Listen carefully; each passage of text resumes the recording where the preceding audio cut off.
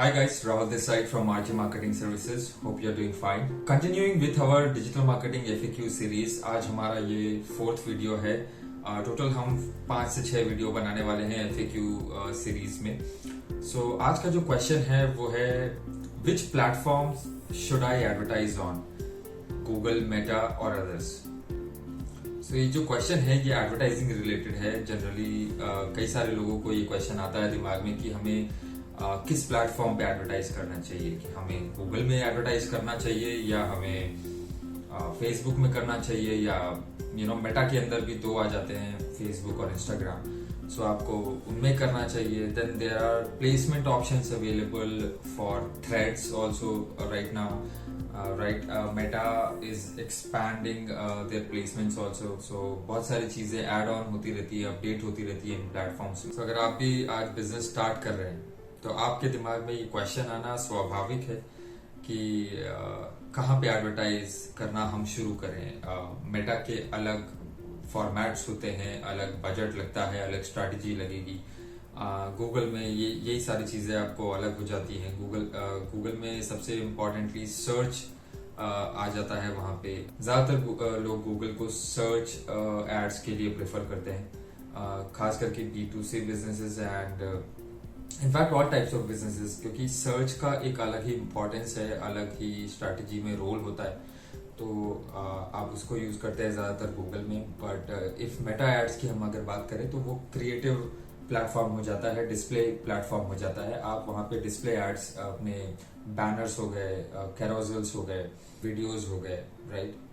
उसके बाद अलग अलग फॉर्मेट में अगर आप ई-कॉमर्स ब्रांड हैं तो पर्सनलाइज लैंडिंग पेजेस आजकल इनबिल्ट आने लग गया है मेटा में.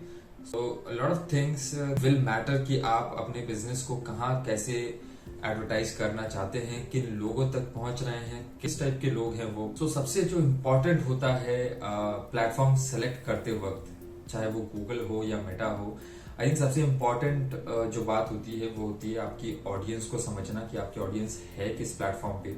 एक बिजनेस है जो लाइफस्टाइल ब्रांड है सपोज, ठीक है, वो स्टार्ट करता है जस्ट बिकॉज उसने गूगल एड्स के बारे में, सर्च एड्स के बारे में सुना होता है. तो and it's an relevant thing also. दिमाग में स्टार्टिंग में लगता है हमें कि जब कोई हमें सर्च करे या हमारा टॉपिक सर्च करे तो हमारी वेबसाइट या सोशल मीडिया उसमें टॉप पे दिखे, तो which is a genuine thing to come in the minds of users. But क्या वो सही तरीका है? Should you start with Google advertising? अगर आप एक लाइफस्टाइल ब्रांड हैं और आप अभी नए हैं मार्केट में सपोज, सो वहां पे थोड़ा सा डिफिकल्ट हो जाता है, क्योंकि आप हो सकता है आप काफी सारा अपना बजट वेस्ट कर दे और आपको प्रॉपर सेल्स ही ना आ पाए, प्रॉपर लीड्स ही ना जनरेट हो पाए. शायद आपने उस एंगल से नहीं सोचा है कि आपका एक लाइफस्टाइल ब्रांड है और आपकी ऑडियंस अभी नहीं बनी हुई है. तो आपको पहले ऑडियंस बनाने की जरूरत है. आपको नई ऑडियंस चाहिए, यूजर एक्विजिशन पे काम करना है, आपको ब्रांड अवेयरनेस पे आपको काम करना है, और इन सब चीजों के लिए Meta is the right platform to choose, right, इस एग्जाम्पल के हिसाब से. सो वैसे ही हर बिजनेस के लिए इट विल डिपेंड कि उनको गूगल में एडवर्टाइज करना चाहिए या मेटा में एडवर्टाइज करना चाहिए. In fact I have worked with brands जिनके लिए हम Facebook, Google, TikTok, LinkedIn, comprehensive सारे प्लेटफॉर्म्स में ऑल टुगेदर हमने कहीं ना कहीं एडवर्टाइज किया है. उनकी मल्टी चैनल स्ट्रेटजीज बनाई हैं, किस ऑडियंस को किस प्लेटफॉर्म पे हम रीच आउट कर सकते हैं, किस टाइम पे हम रीच आउट कर सकते हैं, किस वे में हम रीच आउट कर सकते हैं, क्या मैसेजिंग दिखाना है. Again it all depends on आपने क्या स्ट्रैटेजी, अपनी मार्केटिंग स्ट्रैटेजी बनाई हुई है, तो उसके ऊपर डिपेंड करता है. बट यस, ये एक स्ट्रैटेजी का ही पार्ट है कि आपको समझना आना चाहिए या प्लान करते आना चाहिए कि आपके लिए किस टाइम पे कौन सा प्लेटफॉर्म कितना प्रॉफिटेबल हो सकता है, किस ऑफर के लिए कौन सा प्लेटफॉर्म अच्छा हो सकता है, और आपका ऑब्जेक्टिव क्या है, ब्रांड अवेयरनेस है या लीड जनरेशन है या सेल्स है. तो उसके हिसाब से भी आप अपने प्लेटफॉर्म को चूज करते हैं, सेलेक्ट करते हैं. प्लेटफॉर्म चूज करते वक्त कई सारी चीजों का ध्यान रखना पड़ता है, जैसे आपका क्रिएटिव प्रोडक्शन हो गया, one of the most important thing. उसके बाद कॉपी राइटिंग हो गया, आपका बजट हो गया, टारगेट लोकेशंस हो गए, कहाँ पे आपको टारगेटिंग करनी है, किस टाइप की टारगेटिंग फैसिलिटीज अवेलेबल है उस प्लेटफॉर्म पे. If you want to target out, suppose a designation of a company या department of a company या owner of a company, right? So उस टाइप की चीजों के लिए you better choose LinkedIn platform rather than going for Google or Meta, right? उसमें भी ये सारे ऑप्शंस मिलते हैं आपको इन अ वे. थोड़ा सा डाइसी होता है but still LinkedIn is the best platform for having those kind of options to be able to target to some kind of designation. Suppose an education institute है, उसको अपना एक कोर्स प्रमोट करना है. So if they want to target people who are starting out in digital marketing, all the digital marketing associates and all those kind of profiles which are generally fresher profiles, तो उनके लिए वो best होता है कि designation wise वो select करके अपने ऑडियंस को प्रॉपर मैसेजिंग आप दिखा पाते हो.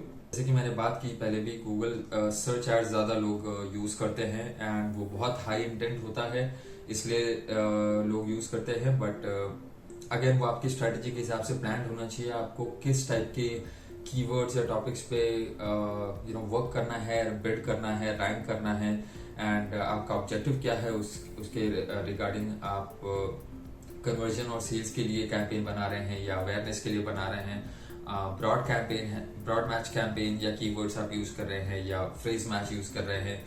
तो जनरली वो सर्च बेस्ड हो जाता है पूरा. आपका शॉपिंग भी उसमें आ जाता है एंड सर्च एड्स भी उसमें आ जाते हैं, टेक्स्ट एड्स भी उसमें आ जाते हैं. ये हो गई गूगल की बात.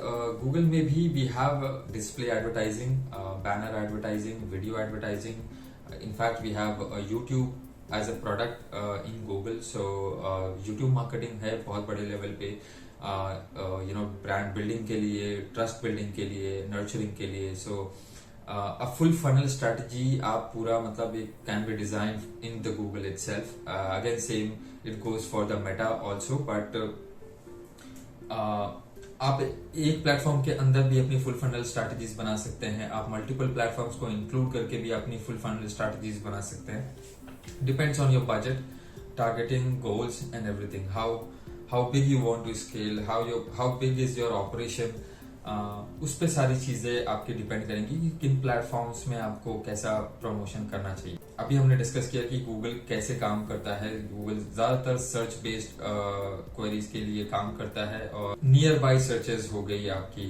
गूगल मैप्स की वजह से गूगल सर्च और पावरफुल हो जाता है ये अंडरस्टैंड करने में कि आपका यूजर किस एरिया से सर्च कर रहा है एंड सबसे नजदीक उसको सर्विस प्रोवाइडर या प्रोडक्ट कहाँ पे मिलेगा.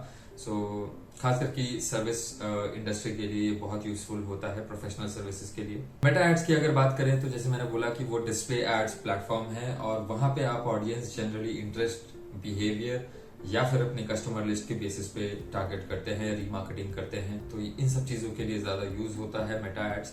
ऑफ कोर्स ई कॉमर्स के लिए we have catalogue ads, product promote होते हैं. So lot of things. It's creative platform, आप इसको क्रिएटिवली यूज कर सकते हैं, खास करके लाइफस्टाइल जैसे ब्रांड्स के लिए कि बहुत अट्रैक्टिव बना सकते हैं अपने मैसेजिंग को और बहुत एंगेजिंग बना सकते हैं अपने ऑडियंस के लिए. Display advertising platforms can be very useful for that purpose. LinkedIn की अगर मैं बात करूं तो लिंक्डइन प्रोफेशनल प्लेटफॉर्म है. बिजनेस टू बिजनेस कुछ डील करना चाह रहे हैं, एड्स दिखाना चाह रहे हैं, लीड जनरेट करना चाह रहे हैं, तो उसके लिए LinkedIn is the best platform. आपको डेफिनेटली लिंक्डइन पे ज्यादा फायदा मिलेगा if you are B2B type of business. और भी कई सारे प्लेटफॉर्म्स हैं जैसे स्नैपचैट हो गया, ट्विटर हो गया which is X now. Then you have TikTok जो इंडिया में नहीं ऑपरेट होता है, other parts of the world में ऑपरेट होता है, वहां भी एडवर्टीजमेंट्स रन होती है. Then there are a lot of other advertising platforms, DSPs available कि जहां आप एडवर्टाइज कर सकते हैं. But it is the matter of the strategy and the country that you are in.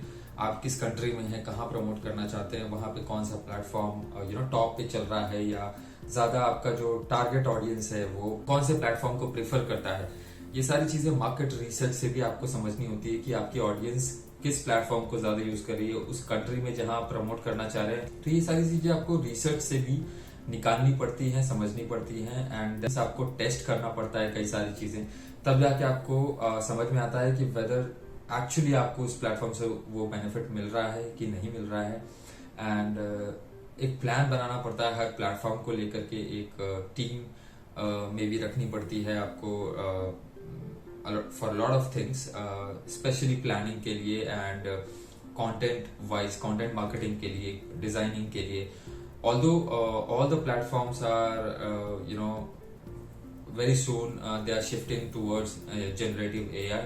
So generative AI is helping in creating a lot of designs and images, banners, videos automatically, just by giving them आप उनको बस एक explanation दीजिए आपका product क्या है, कैसा है, आपकी सर्विस क्या है, and then you are going to get पूरा बैनर या फिर video designed as per your request.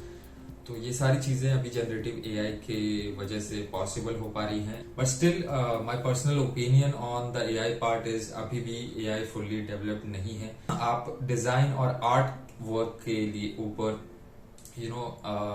उतना रिलाई नहीं कर सकते, स्पेशली अगर मैं स्मॉल बिजनेसेस की बात करूं, क्योंकि there are some good AI tools available for art work as well. अभी गूगल ने भी जेमिनाई एंड एआई का ओवरव्यू लॉन्च किया था, एंड उसमें we have seen flow, we have seen VO3, a lot of video making tools which can dramatically create amazing videos, but then again उनका जो they are not free, मतलब उनका cost होता है on a monthly और yearly basis, which large organizations can only afford.